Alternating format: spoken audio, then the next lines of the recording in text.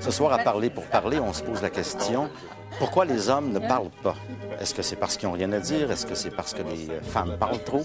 Alors, pour nous en parler un peu, beaucoup, passionnément, nous avons avec nous Émile Grieco, Jean-Guy Chartier, Roland Haché, Yves Gagné et Guy Corneau. Hey, j'en ai de la chance, oui. Je sais, moi, pourquoi ils parlent pas. En tout cas, s'ils parlent pas ce soir, c'est parce qu'ils n'ont pas le droit de parler la bouche pleine. C'est parce qu'ils mangent. Ça mange, les hommes. C'est effrayant, mais c'est bon. Ça, c'est le truc de Mario. S'il garde toujours la bouche pleine, il ne va pas parler jamais. C'est bon, ça. Écoute, Guy, je veux que tu m'expliques pourquoi les hommes, en général, il y en a qui parlent, mais pourquoi ils parlent pas. Oui. Je me suis pas senti capable de t'expliquer ça tout seul, alors j'ai amené ma gang ce soir. OK, oui. C'est une gang de... C'est une gang très importante pour moi. C'est la première gang de gars avec qui j'ai travaillé, le premier atelier que j'ai donné il y a 6 ans. Et... Pas que tu as traité, là, c'est pas une thérapie. Non, pas du tout. Non. Okay. Non, c'est une gang de gars que j'ai animés. C'est-à-dire, pendant 3 ans, je les ai rencontrés. On se rencontrait une fois par mois, une fin de semaine par mois, et on travaillait sur des thèmes. On travaillait sur d'affaires. On a fait des affaires, toutes sortes d'affaires folles et d'affaires. Et ce groupe-là, après que moi, je me sois retiré, après 2 ans et demi, 3 ans, ce groupe-là a continué tout seul. Et ça fait 6 ans. Vous fêtez votre 6e année, là. Ça fait 6 ans qu'ils se rencontrent. Et ce qu'ils autres sont en train de faire, d'autogérer leur groupe et tout ça, c'est devenu un petit peu le modèle du réseau Homme Québec. C'est-à-dire, c'est un groupe qui est en train de se prendre en main complètement. Et à partir de ce type d'expérience-là, nous autres, on est en train de le proposer à beaucoup de gens. Donc, des groupes sans thérapeute, sans animateur. Pour ceux qui ne connaissent pas ça, les groupes d'hommes, là, tu ne vas pas là parce que tu es malade, tu ne vas pas là en thérapie. Non, c'est bon de le préciser d'ailleurs. C'est-à-dire que effectivement, si tu es en crise, tu ne peux pas aller là parce que le groupe ne peut pas te supporter. Il n'y a pas de cadre assez sécuritaire Puis il n'y a pas de psychologue, il n'y a pas de thérapeute, il n'y a pas de psychanalyste. Là, non. Exactement. Et tu ne peux pas aller là non plus. C'est par contre un très bon accompagnement si tu es en thérapie. C'est un très bon accompagnement si tu as été dans un groupe plus structuré. Et c'est un très bon accompagnement si tu n'as pas trop de problèmes et que tu veux vivre une expérience avec d'autres gars, qu'il y a des manques dans ta vie, qu'il y a des malaises et que tu te dis « j'ai besoin d'une place pour en parler ». C'est une place d'entraide, c'est une place d'amitié.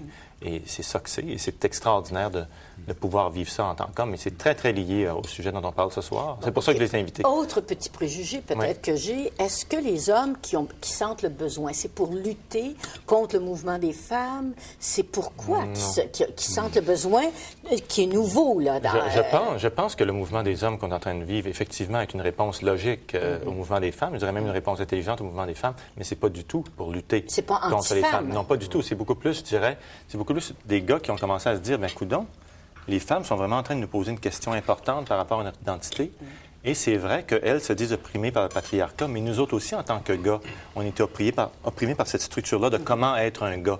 Et je pense que c'est une place pour enlever la couverture, enlever la carapace et commencer à se découvrir. Est-ce que j'ai raison de dire, parce que le modèle que tu as eu, c'est ton père, qui était le patriarcat, qui était l'homme silencieux, qui parlait pas, qui était le pourvoyeur. Et les femmes ont dit non, je veux plus que vous soyez comme ça. Puis les gars, ils savent plus qui ils sont. Sauf qu'on a des millénaires d'histoires comme ça. Sauf que nos pères, avec leur amour, on ne savait pas comment parler non plus. Et que nous autres aussi, on est très tributaires de ça.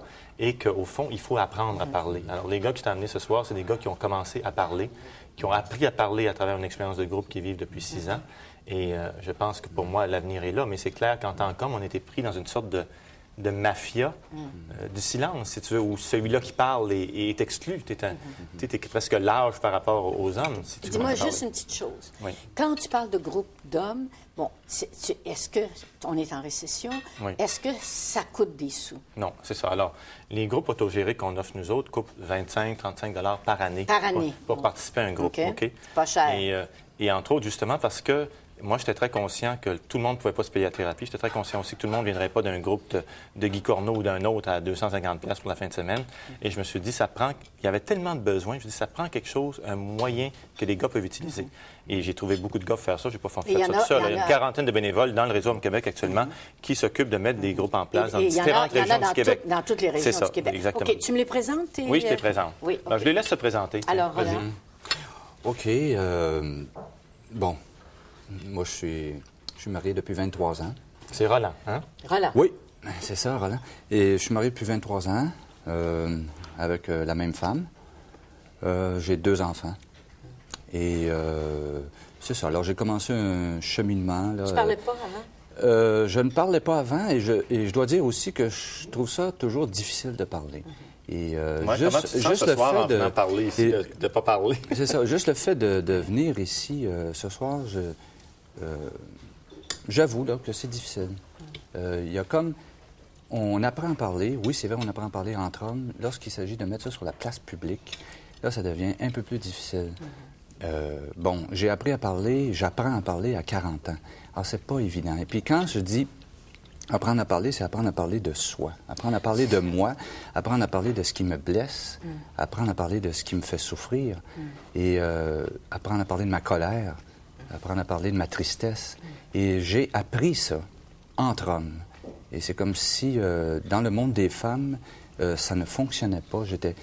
Ce discours-là ou ces émotions-là, ils ne pouvaient pas s'exprimer, en tout cas pour moi, là, je ne pouvais pas les exprimer entre femmes. Et c'est avec des hommes, c'est des hommes qui m'ont autorisé à parler de ces émotions-là et qui m'ont validé là-dedans et qui m'ont dit ben, t'es un homme quand même si tu pleures. Et ce sont des hommes qui m'ont fait ça. C'est des hommes qui m'ont dit oui, tu peux être un homme et tu peux pleurer. Et bien, tu peux être un homme aussi, quand même. Alors ça a été une découverte que j'ai faite entre hommes. Et peut-être que des femmes auraient pu faire le même effet. Ça s'est pas passé. Et j'ai attendu jusqu'à 39 ans. Et d'abord, j'avais peur des hommes. J'avais peur des émotions des hommes. Et un groupe d'hommes, c'est aussi ça. C'est aussi apprendre les sentiments des hommes, reconnaître des sentiments chez les hommes. Et se reconnaître ses sentiments à soi. Et il y a il y a énormément de préjugés, il y a une frontière entre hommes et qu'on veut garder étanche et parce qu'on veut bien paraître, on veut pas laisser passer tout ça, cette tristesse-là ou cette colère-là. Et puis les hommes, dans un groupe, il y a une possibilité, il y a une ouverture, il y a une liberté à être ça, totalement. C'est ça, ce que Roland dit là, cet effet-là, que tu reconnais tes propres sentiments chez les autres, des fois d'abord dans un groupe d'hommes. Comme moi. C'est un aspect très, très précieux du groupe d'hommes, justement, parce que là, tu as des résonateurs, tu as 10 gars, 8 gars dans un groupe. Parce que la femme avec qui tu es peut te dire, tu me parles pas, mais aller voir ailleurs, c'est comme ça. Bien, c'est d'apercevoir qu'il y a beaucoup de gars qui sentent ce que tu sens. Tu apprends à le formuler. Il y a des gars qui le formulent mieux que toi. Tu leur prends un petit truc à quelque part, tu leur prends, ah oui, c'est comme ça que tu appelles ça, c'est vrai, c'est ça que je sens. Absolument. Il y a beaucoup de choses comme ça qui se passent dans le groupe. Absolument. Et Jean-Guy, qu'est-ce que... Oui, c'est ça. Mon nom, c'est Jean-Guy. Je suis marié depuis une quinzaine d'années, 15 ans. Je fais partie d'une famille reconstituée. J'ai 2 enfants. Alors, je me suis divorcé en 1976. J'ai obtenu la garde de mes 2 garçons à ce moment-là, chose qui était en 1976, oui, c'était une première quasiment, ça. Oui, c'est ça. Et bon, je me suis remarié en 80. Et bon, l'épouse que j'ai présentement, j'espère que ça va être la dernière. C'est un message, ça, là? Quasiment, oui. Et, message d'amour. Oui. Et de reconnaissance aussi, parce que mon épouse actuelle a pris, en fait, a quasiment éduqué mes enfants. On a eu un enfant ensemble, donc j'ai 3 enfants. Non, c'est ça. Et toi aussi, tu parlais pas? Non, moi, au contraire, je pense que par rapport à la parole émotionnelle, si on entend par la question, est-ce que les hommes, pourquoi les hommes ne parlent pas, il faudrait se poser la question, est-ce que c'est vrai, ça, que les hommes ne parlent pas, d'une part? Je pense que c'est bien sûr que les hommes ont de la difficulté à parler de leurs émotions, de leur monde émotionnel. Moi, à ce niveau-là, je dis que j'avais pas tellement de difficultés. Il me semble que c'était la zone avec laquelle je me sentais le plus à l'aise. Okay? Et je parlais à qui de mes émotions? Je parlais aux femmes. Alors, c'est les femmes qui me recevaient dans mes émotions et je me sentais très, très bien avec les femmes parce que j'avais l'impression d'être compris, l'impression d'être reçu. Et, bon, le fait, moi aussi, un peu comme Roland, j'avais un peu de difficulté à parler avec les hommes. On n'avait pas toujours l'occasion. Je faisais partie d'un groupe de sportifs, je joue au tennis, je fais partie d'un groupe de gars, je joue au golf, donc je suis très sportif. Mais quand on fait du sport, les gens, de quoi on parle entre les gars? On parle de politique, on parle de choses assez sérieuses, mais s'il fallait qu'un gars arrive après avoir joué 2 heures de tennis et qu'on commence à parler de nos émotions, D'où tu sors, tu sais? Dire, ben non, il dirait, ben fais-toi-en pas, Jean-Guy. Ou t'es en dépression, mon Jean-Guy. Ben oui, consulte. Consulte. Viens prendre une bière. Viens pareil, on va prendre une bière ensemble. Alors, c'est pas le niveau. Par contre, je ne veux pas dénigrer ce genre d'amitié ou de groupe. Parce que mettez ces mêmes gens-là dans une situation de groupe d'hommes dans lequel ils partagent un niveau émotionnel, et je vous jure que ces gens-là atteindraient justement un niveau de discussion émotionnelle. Il y a un point important dans ce qu'il dit, c'est-à-dire que très souvent, les femmes nous disent « les gars parlent pas », mais quand tu regardes comme il faut, tu t'aperçois que les gars parlent. En fait, les seules personnes à qui ils parlent, ce sont les femmes. C'est que souvent, on parle beaucoup aux femmes, les gars parlent très peu entre eux de leurs affaires, parce qu'il y a tellement une rupture très première avec le père, c'est que très souvent, on parle beaucoup plus à nos blondes, ou en tout cas aux amis de femmes qui ne sont pas nécessairement nos partenaires, qu'à nos chums de gars. Ça, mais les femmes, moi j'en suis une, je peux te dire qu'on a des petits défauts. Et puis on voudrait que les hommes nous parlent de la même façon que nous autres on parle, c'est-à-dire étalé, j'ai de la peine, je suis blessée. Puis les gars, ça, vous avez de la misère avec ça. Oui, mais ça, j'aimerais ça qu'on en parle un petit peu plus tard dans notre affaire. Parce que c'est vrai qu'est-ce que tu dis, mais je veux voir un petit peu leur parcours. OK, alors on va parler à Émile avant. Trop élevé, là. C'est trop hot tout de suite. C'est trop hot tout de suite? OK, d'abord. OK, d'accord. On monte la côte tranquillement. Restez avec nous autres, c'est la côte. OK, alors moi, c'est Émile. Je suis marié, moi aussi, depuis 23 ans. Bien heureux là-dedans, avec 2 beaux garçons. Ma participation au groupe d'hommes me remonte à une période de ma vie où j'avais comme besoin de récupérer mon monde émotif. L'image que j'ai employée, c'est j'avais mis ça vers l'âge de 12-13 ans dans une petite boîte bleue. J'appelle ça comme ça, le bleu, les blues, là. On va faire la relation avec ça, mais c'est une image que j'emploie, me fait comprendre que quelque part dans mon développement, mon type de sensibilité, ma type de personnalité, cette émotivité-là, j'ai dû la mettre de côté. On dirait pour fonctionner, ça m'envahissait trop, c'était trop présent, c'était trop envahissant, c'était pas adaptatif non plus, là. Je veux dire, dans un monde de gars où il fallait... Donne-moi un exemple, je comprends pas. Tu comprends pas? Ouais. Ben, regarde, dans le sport, par exemple. Tu sais, moi, là, c'est une patinoire là, avec un hockey dans les mains et un puck, là, tu sais, ça marche pas, là, tu sais, bon.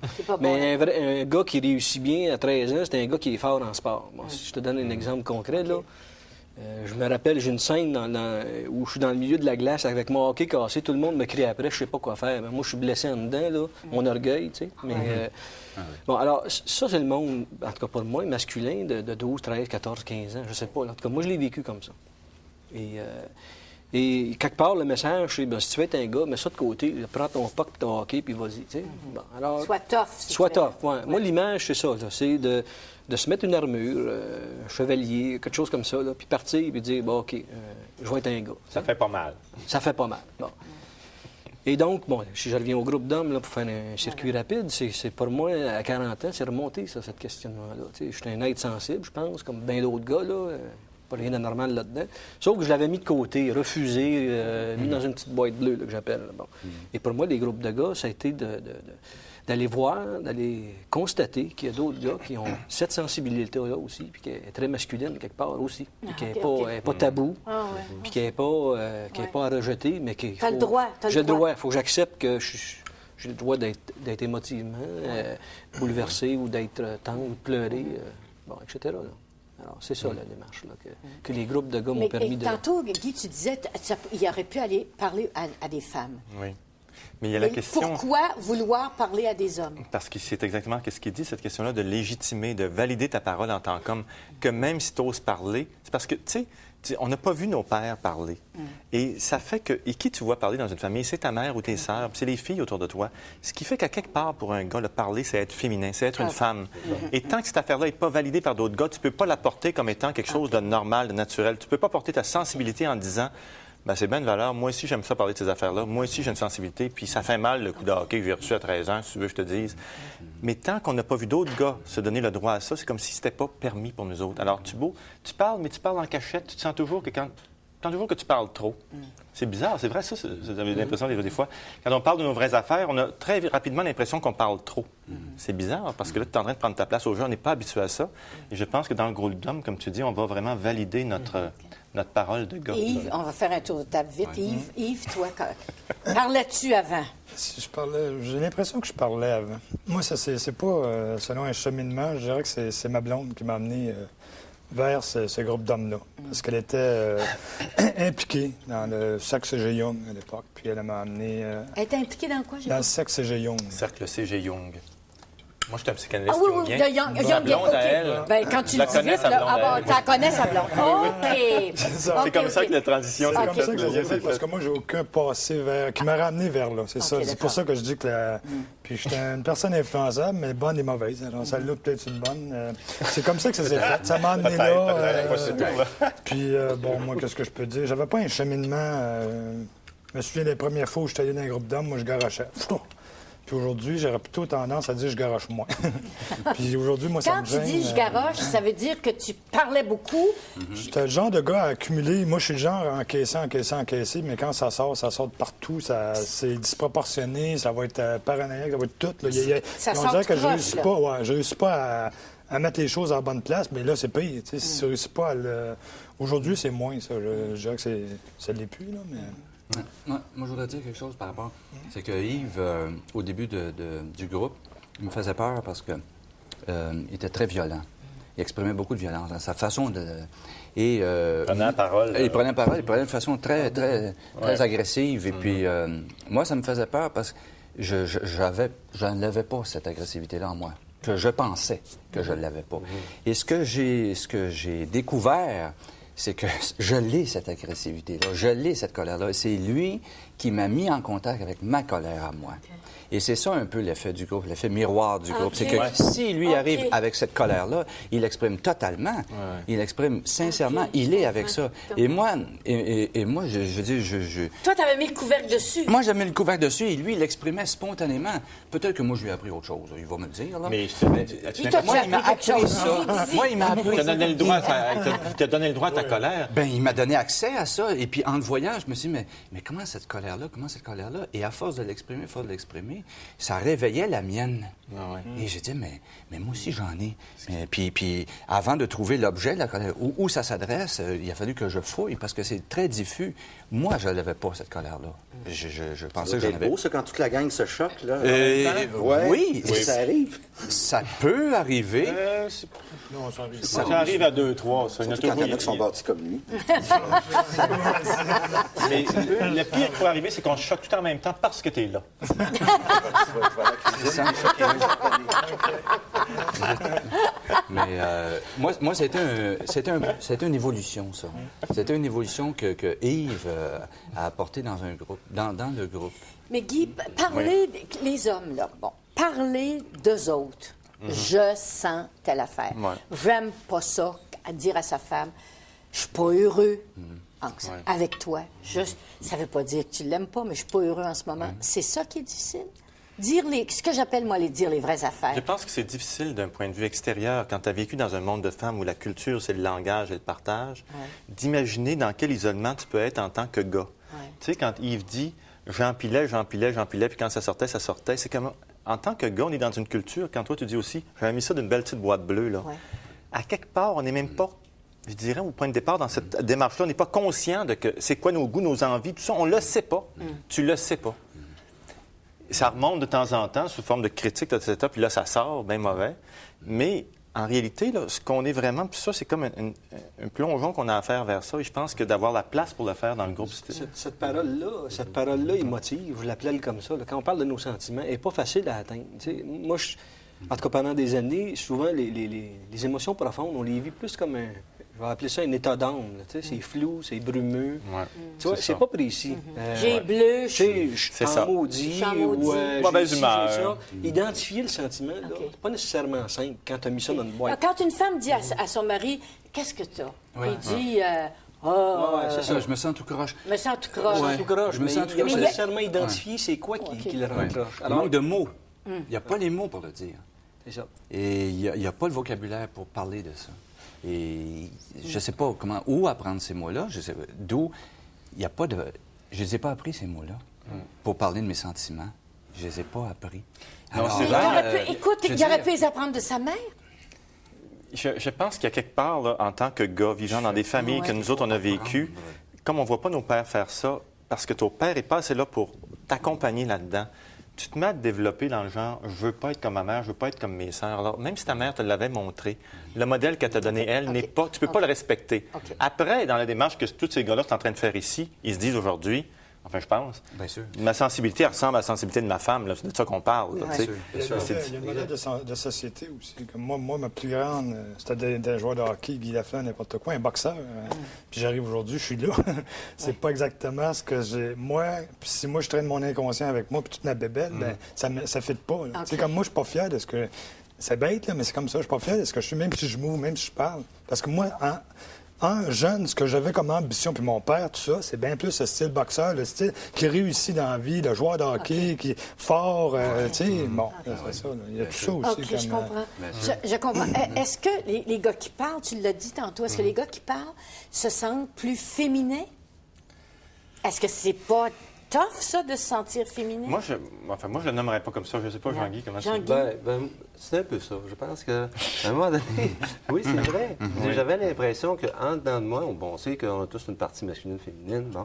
Moi, j'ai toujours l'impression que ma partie féminine était plus importante, plus épaisse. Développée. Oui, plus développée. Parce que je me maintenais dans un monde de femmes. Bon, comme je disais tantôt, eux autres me comprenaient. Les gars, j'avais l'impression... C'était gênant. Oui, de fait, c'était gênant un peu de parler. Alors, moi aussi, peut-être que j'ai voulu compenser cette faiblesse, en tout cas, ou ce manque, ou cette trop forte féminité en dedans de moi, par le sport. Alors, moi, je voulais performer en sport. Et, bon, je pense que j'ai réussi aussi. Il était champion de tennis. Il ne faut pas parler de ça. Il a été allé jusqu'au bout de cette affaire-là. C'est important. Ça fait partie de cette démarche-là. Oui. Mais là, je pensais pas que j'allais avoir un trophée. Un autre affaire que les gars ont de la misère, c'est accepter les compliments. Oui, surtout Jean-Guy. On peut rien lui cacher. Oui. Il en veut, dans le fond, c'est ça. Mais explique-moi quelque chose. Moi, écoute, ma démarche cette année, c'est beaucoup essayer de comprendre les hommes, ne pas les juger, les écouter. Vous me parlez, je comprends bien des affaires. Bon, alors, mais il y a une affaire qui dit par rapport à sa sensibilité que je trouve très, très importante. C'est cette question-là que je pense qu'il y a beaucoup de gars qui se promènent avec une sensibilité qui est très large. Et tu te promènes 35 ans de ta vie à te dire « Je suis bien trop sensible pour être un gars. » Moi, quand ils vont découvrir ça, ils vont « Je suis un imposteur. Hein? » Exactement. Et j'entends des gars là, qui nous écoutent, qui se disent « Moi aussi, je me sens imposteur. » On est pogné avec ça, cette maudite affaire-là. Puis là, alors, qu'est-ce que tu fais quand tu es jeune et tu l'as, la grosse sensibilité que personne ne peut accepter? Tes gars, les batteurs qui sont venus, ils t'ont dit « J'étais tellement sensible que j'ai compris très, très vite que le seul moyen de ne pas me faire bouleverser, c'était de frapper le premier. » C'est ça qu'ils t'ont dit. Violence, la plus grosse carapace. C'est quoi les autres carapaces? Le sport. Moi, je suis devenu psychanalyste. Je veux dire, toutes sortes de façons de se... Tu te bâtis une place là, inattaquable, une armure où tu te diras, ils ne verront pas ma sensibilité. Je ne suis pas supposé de l'avoir, je vais en cacher bien comme il faut. Et on se fait tellement mal là-dedans. Tu es en train de te couper un bras. OK, il faut aller un petit peu plus vite. Là. On a tellement d'affaires à dire. OK, bon, vous apprenez à parler.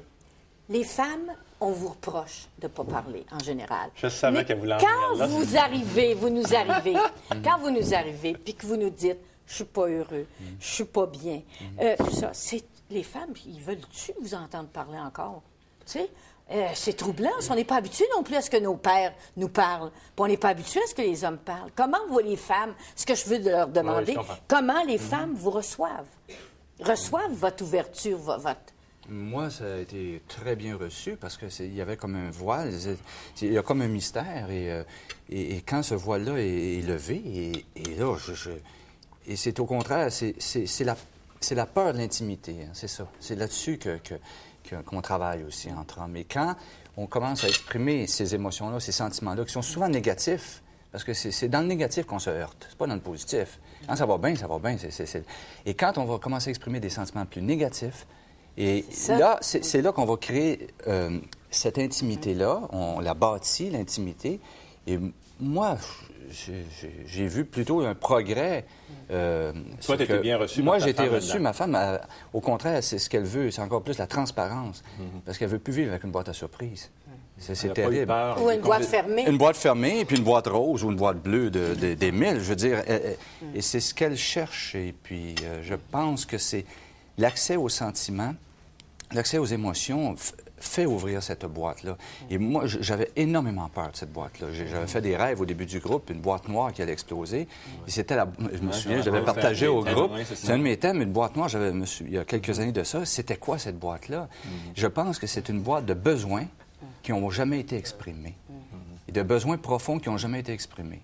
Et que je n'ai pas exprimé, que je n'ai pas pu réussir à exprimer. Et dans la mesure où j'apprends à exprimer ces besoins-là, la boîte noire, il n'y a rien. Moi, je pense que les femmes sont capables de nous recevoir. En général, je pense que les femmes sont capables de nous recevoir. Moi, c'est mon feeling.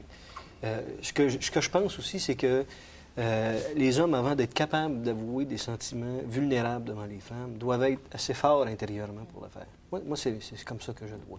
Ils doivent être d'abord, eux, assez solides pour pouvoir le dire, l'affirmer devant les femmes. Quand ils sont capables de faire ça, je pense que l'autre côté, c'est reçu. Ça peut être mieux reçu. Mais tu n'as pas l'impression, des fois, que quand nos blondes nous disent oui, moi, je veux que tu parles, j'aimerais ça que tu parles plus, tout ça, puis là, quand tu commences à dire tes vraies affaires, que, oups, c'est pas ça qu'elle voulait entendre exactement.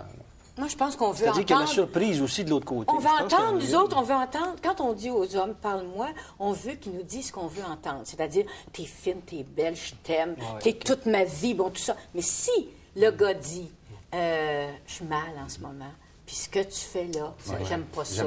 Puis quand t'es comme ça, j'aime pas ça. C'est tough à prendre. Il faut faire attention parce que les femmes, ils ont de la mémoire. Ils se rappellent de tout quand on leur dit quelque chose. Faites bien attention à ce que vous dites. Mais il n'y a pas juste les hommes qui ont de la mémoire. Il n'y a pas juste les femmes qui ont de la mémoire. Les hommes. Moi, je me souviens, justement. Oui, vas-y. Bon, évidemment, comme je disais tantôt, un gars qui parlait beaucoup d'émotions, puis même qui aimait ça, parler d'émotions. Alors, avec mon épouse actuelle, au début, j'avoue, peut-être que j'étais fatiguant, peut-être que j'envahissais. J'aimais ça, y parler de mes émotions. J'aimais ça parler de ce que c'est qui ne marchait pas. Je voulais régler les affaires. Bon. Puis des fois, après souper, moi, je continuais à parler, puis je sentais qu'elle commençait à être tannée. Je sentais qu'elle se tannait. Alors, qu'est-ce que je fais, là, tu sais? Bon, moi, OK, j'ai continué un certain temps. Là, le groupe d'hommes, le fait que j'ai comme eu cette soupape-là de parler de mes émotions aussi, mais pas juste avec une femme ou avec des femmes, mais avec des hommes, ça fait que graduellement, j'ai moins parlé. C'est pour ça que je disais tantôt que... Alors, j'ai moins parlé et je pense qu'elle, elle se sent pas mal de ça. Par contre, je ne dis pas que je parle pas non plus. Là. C'est une autre place, c'est un autre exutoire, c'est ça que tu veux dire. C'est ça. Mais je pense que quand je parlais autant, dans le fond, c'est que ce que je recherchais, puis comme tous les gars, toutes les personnes, ce qu'on recherche, dans le fond, c'est d'être reconnu. C'est d'être reconnu comme personne. OK? Et d'être reconnu comme personne, ça veut dire quoi? D'être reconnu dans ses faiblesses, dans sa sensibilité. À qui je parle? Alors, j'avais l'impression, moi, d'être reconnu juste par rapport aux femmes. Mais quand j'ai rencontré le groupe d'hommes, là, j'ai senti vraiment que les hommes aussi pouvaient me reconnaître. Là, Yves, j'y vois les yeux là, qui vont du côté. Ça, je viens de le perdre. Tu viens de perdre? Bon. Ça va revenir.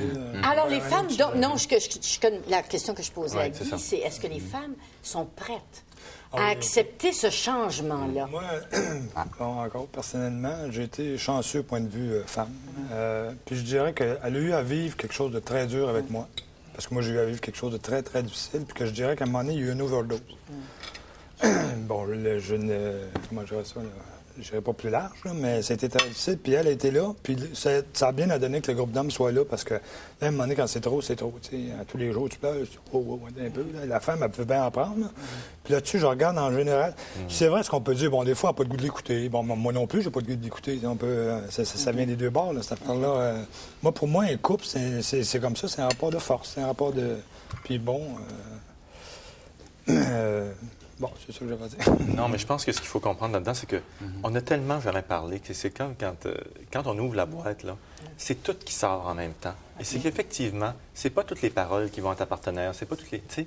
Et puis c'est bon de commencer à différencier c'est quoi qui va chez ta blonde, c'est quoi qui va dans ton groupe d'hommes, c'est quoi qui va chez tes chums, c'est quoi qui devrait se dire à ta mère et à ton père, c'est quoi qui devrait se dire à tes enfants.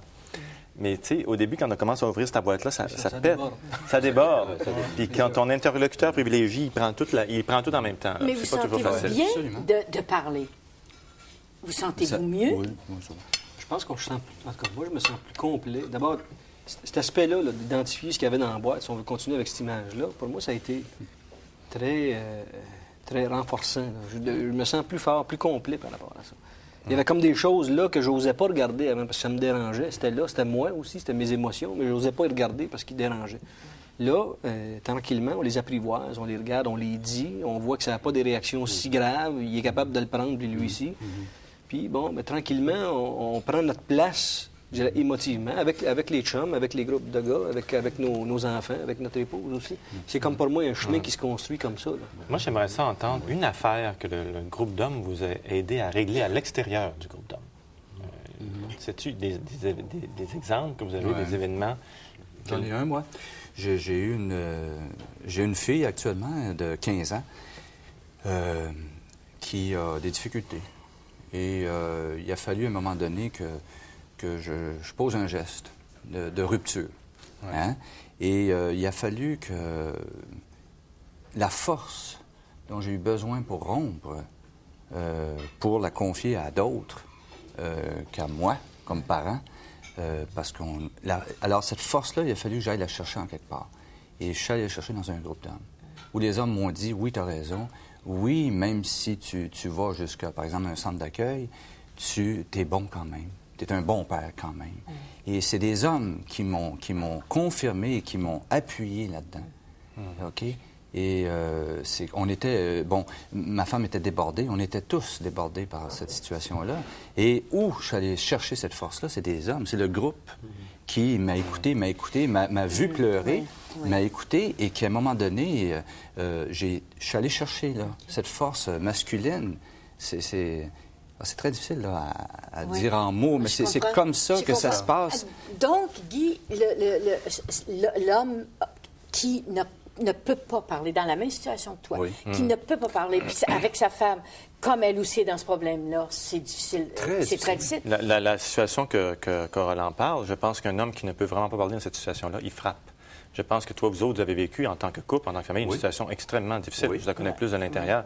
Je pense qu'un gars qui ne peut pas parler dans une situation comme ça, il y a de la violence. Il y a de la violence. Il y a de la violence. Absolument. C'est sûr. Absolument. Et moi, j'allais évacuer beaucoup de tristesse et beaucoup de colère dans ce groupe. Je me souviens d'avoir lancé des chaises. Derrière la violence, c'est la tristesse. Absolument. Et jamais j'ai été jugé et jamais j'ai été critiqué. Et aussi une chose, et je n'ai pas reçu de recette et de know-how, de comment faire. Tu devrais agir comme ci, tu devrais agir comme ça. On m'a laissé être ce que je suis au moment où je l'étais. Et ça, c'est très important. Si on parle des groupes d'hommes, de ne pas trop se donner de conseils, de recettes à faire. Pas d'interprétation. C'est pas d'interprétation, pas de jugement. Puis c'est ça qui est guérisseur. C'est quand tu es écouté totalement, sans être jugé, et longtemps, pas sur 2 mois. Il faut penser... Mon histoire, moi, ça fait des années. C'est 5-6 ans d'histoire. Et c'est avec les années que ça s'est finalement matérialisé.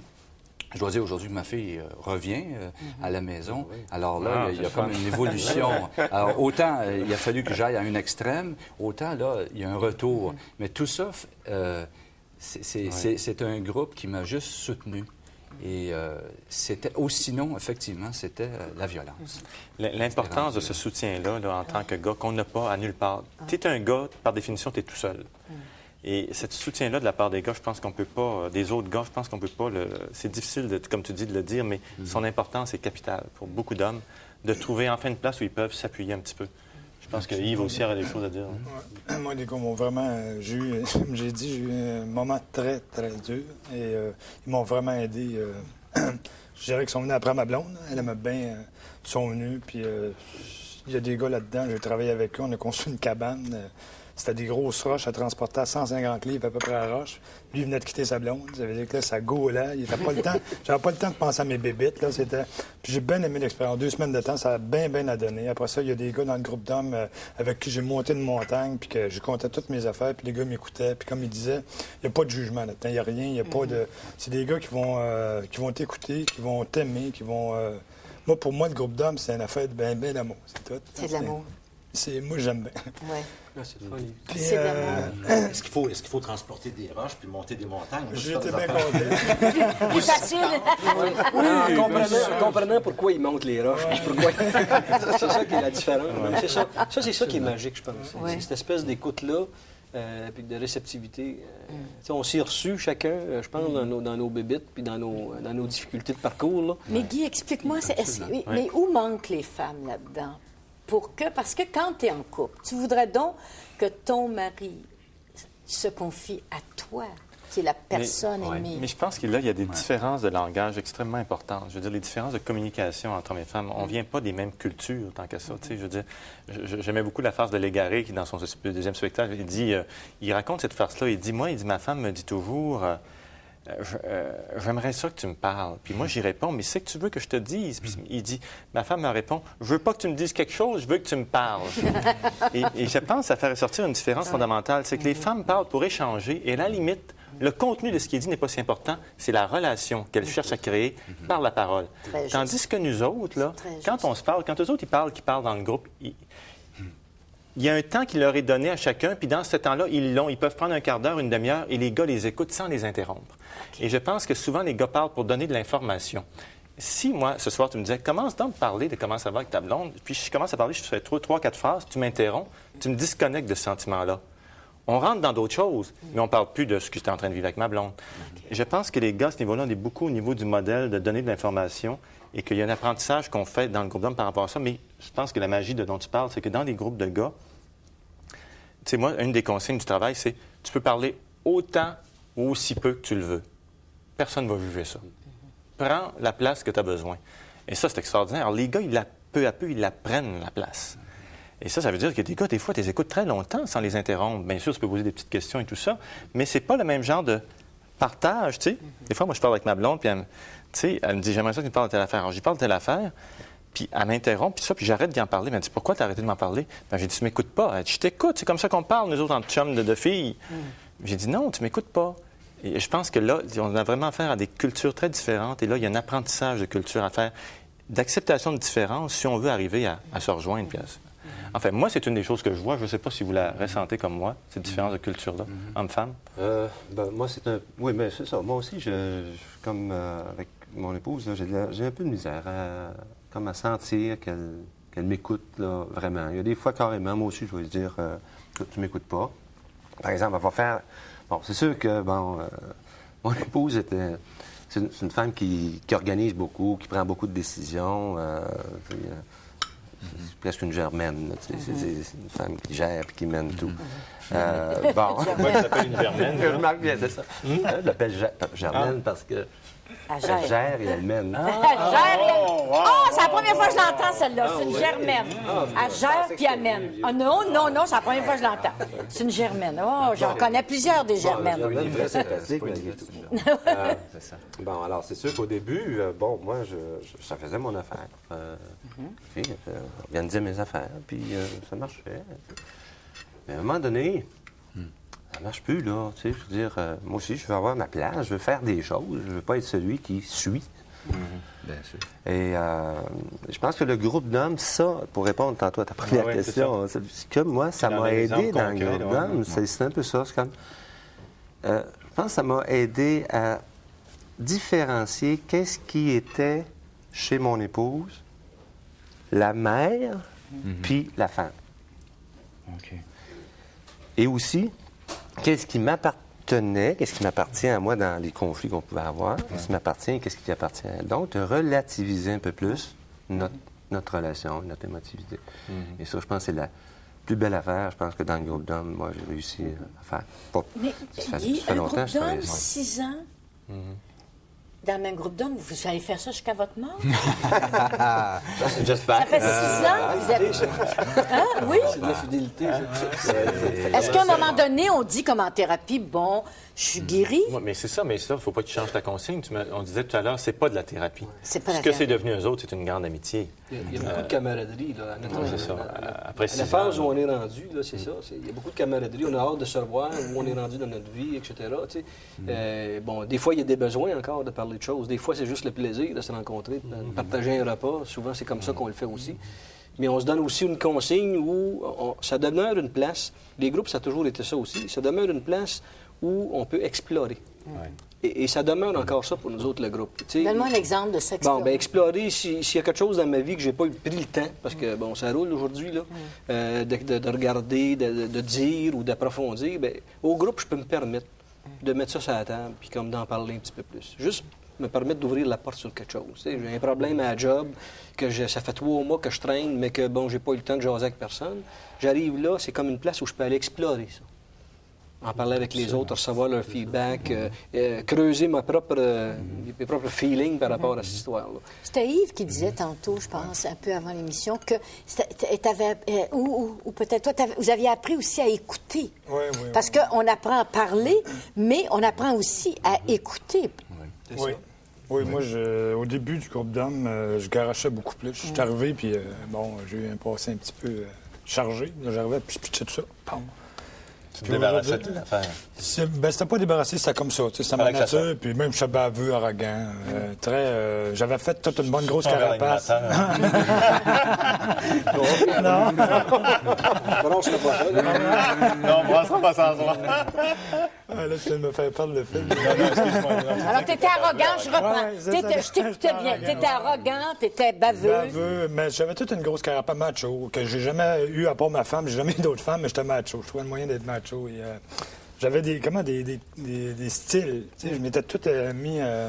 Puis dans le groupe d'hommes, je veux dire, avec les années ou tout ça, c'est de moins en moins. J'ai moins de goût de jouer. Je peux plus jouer. C'est même plus que j'ai moins de goût. C'est que à un moment donné, des choses, je peux plus. Puis ce que tu disais, ta question juste avant, moi, je sais que le groupe d'hommes, à un moment donné, on va se perdre. Mais ça fait 5 ans, ça fait 6 ans, peut-être dans 1 an. C'est un groupe qui a duré longtemps par rapport au groupe d'hommes, si tu regardes l'évolution. Puis moi, j'étais heureux de ça. Mais je sais, on va voir. Moi, mon intuition, c'est que ça va tomber à un moment donné. Puis on verra après. Mais le temps que ça va durer, ça sera quelque chose de bien, puis de beau, puis on sera porté relâche. Je pourrais pas te dire qu'est-ce qui m'a amené, mais je sais que, je sais pas, j'ai des frissons présentement, puis c'est ça que ça m'amène. Je peux pas l'exprimer autrement, mais je peux pas dire est-ce que lui m'a apporté, qu'est-ce que lui. J'étais content d'être avec eux des moments dans ma vie, puis beaucoup, puis... Il y a une question que je me pose. Oui. Comment on fait pour entrer dans une gang comme vous autres? Ça te tente-tu? Ça te tente-tu? J'écoute, ça a l'air de fun. Moi, la seule gang que j'ai, c'est une gang de joueurs de cartes, là, mais c'est pas pareil, j'imagine. Hein? Il faut que vous rallongiez les périodes entre les brasses. Parler des affaires que vous sentez vraiment. Ah, OK. Entre les périodes de hockey, c'est pareil. Oui, c'est pendant les périodes. Non. Mais c'est ouvert? Oui, non, c'est très, très ouvert. Il y a le réseau Homme Québec. C'est une des façons. Tu peux appeler. Et là, il y a quelqu'un du réseau qui te rappelle. Il y a une petite entrevue téléphonique de 20 minutes, une demi-heure. Voir si tu es très en crise, on va te référer à quelque part. Mais en général, quand on a à peu près une dizaine de gars qui sont dans le même secteur, la même région, le même quartier, dans Montréal, par exemple, on les branche ensemble. Et puis là, le groupe, le réseau Québec organise la première réunion, donne des instruments de travail, il y a des cahiers d'exercices, il y a des cassettes qu'on écoute. C'est comme à l'école. C'est aller à une sorte d'école d'apprendre à dire des affaires. Par exemple, il y a des exercices où il y en a un des premiers exercices qu'on fait, c'est la ligne de vie, où chaque gars fait vraiment sur un graphique et pense à toute sa vie d'homme.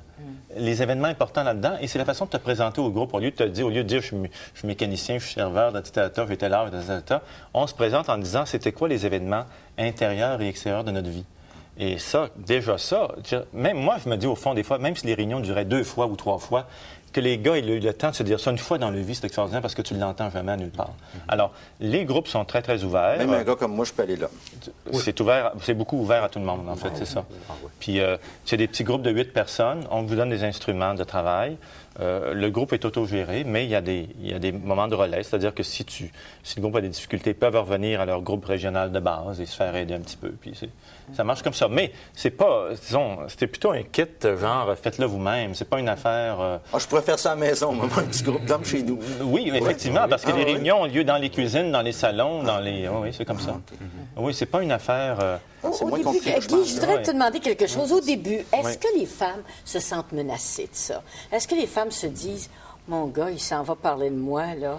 Oui, moi, je pense que les femmes il s'en va raconter nos histoires de couchettes, il s'en va raconter qu'il m'aime pas, peut-être, bon, tout ça. Est-ce que les femmes qui ne sont pas habituées à ça ne sont pas menacées? Je pense qu'il y a deux sortes d'affaires. Il y a des femmes qui se sentent menacées parce qu'effectivement, elles ont peur que le gars aille décharger là ce qu'il ne décharge pas dans sa relation et que ça, elle aimerait bien ça l'entendre et je pense que c'est très, très légitime.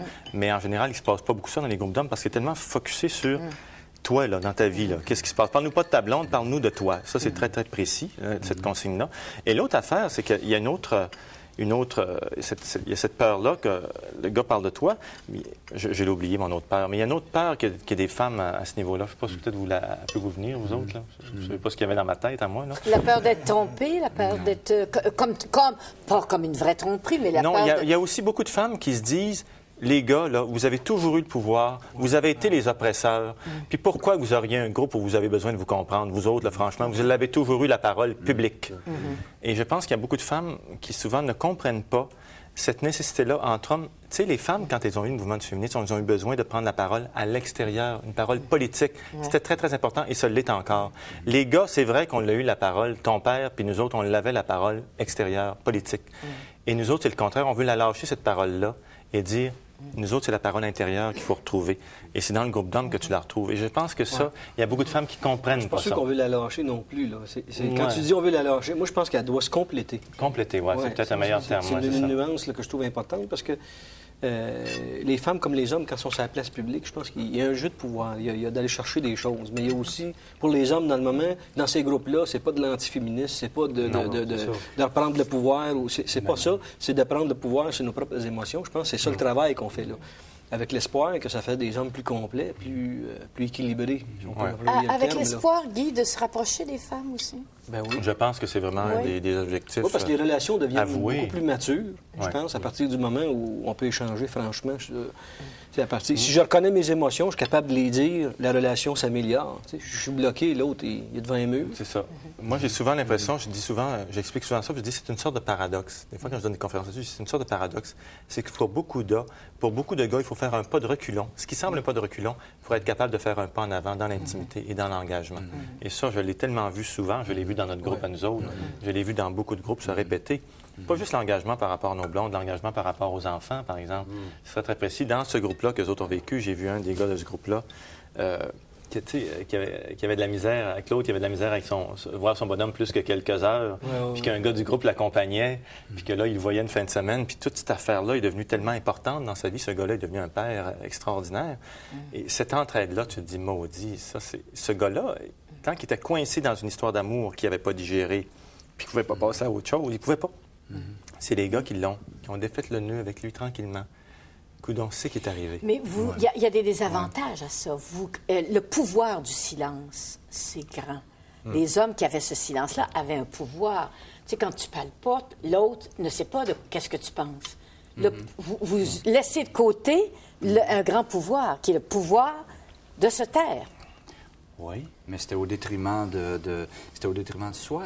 On vivait par procuration, on vivait par le modèle de nos pères, on vivait pas soi-même. On est en 1993 et il y a des choses qui changent et il faut apprendre à vivre avec soi. Oui. Et à vivre avec soi, c'est vivre avec ses limites et vivre avec ce qu'on est complètement, totalement. Je ne trouve pas que tu utilises le bon mot. Non. Parce que c'était pas nécessairement du pouvoir, comme du retranchement. Ouais. Le pouvoir, pour moi, c'est l'exercice complet de quelque chose qui s'appelle le pouvoir, puis de l'exercer en toute possession de ses moyens. Moi, quand le silence des hommes... Disons que c'est une arme, le silence. Ça peut être une arme, ça peut être interprété comme une arme de l'autre Une côté, défense. mais je ne suis pas sûr qu'il est exercé comme étant un pouvoir d'oppression.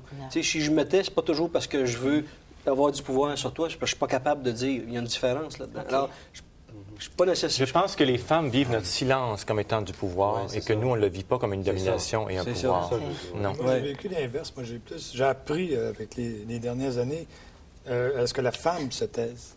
C'est autant de pouvoir. Moi, j'ai été complètement... comme tu dis, autant pour l'homme, c'est un pouvoir. Moi, je suis arrivé là-dedans. Parce que j'étais assez inconséquent. Je disais, là, je garochais trop d'un bord. Puis, à un moment donné, elle se taisait, mais pas c'était 2 jours. Un peu, là. J'avais hâte que ça finisse ou que ça... Tu sais, que ça... Puis là, ça te fait prendre conscience. C'est à peu près une des pires choses que je vivais, là. Mais ça avait quelque chose de bon dans le sens de prendre conscience. Tu sais, c'est dans l'autre bord aussi. C'est que la femme, ça se tait. Ça dépend de l'homme, mais moi, je sais que je le vivais très difficilement, autant qu'une femme peut... Mais je pense aussi qu'il y a une autre affaire là-dedans. Il y a les qualités du silence aussi. Je veux dire, tu sais, moi, dans les affaires que j'ai réglées dans ma vie, il y a des places où, au fond, je parle pas plus qu'avant. Mais mon silence n'est plus le silence dont toi tu parles. C'est quand notre silence est vraiment une sorte de juge derrière. Tu as l'impression qu'il se tait et il est en train de juger tout ce qui se passe, là, puis qu'il a insécurisé tout le monde autour. C'est vrai, ça, c'est une sorte de pouvoir. Mais je pense que des fois maintenant, je trouve qu'il y a des silences qui sont tellement expressifs que je suis vraiment là avec l'autre. Il est plein, ce silence-là. Il se passe quelque chose. Alors qu'avant, je vivais des silences dans mes vies de couple, dans ma vie avec d'autres mondes, qui étaient vides. Il y avait 20 000 milles de distance entre toi et l'autre, puis tu es dans la même maison, tu es dans le même lit, c'est ce qui se passe, tu sais. Alors, je pense qu'il y a ça qui est en jeu par rapport à tout ça. Moi, je vous remercie d'être venu parce que moi, j'ai appris beaucoup de choses. Et les femmes avec moi, je pense qu'on a appris beaucoup. C'est beaucoup cette année ce qu'on va faire. As-tu appris quelque chose? Mais moi, je suis très impressionné parce que pour des gars qui ne parlent pas, ils parlent beaucoup. En plus, ce qu'ils racontent, c'est extraordinaire. Ça vient de loin. Oui. On a tout fait, Mario, là. On a tout fait quelque chose. Alors, merci.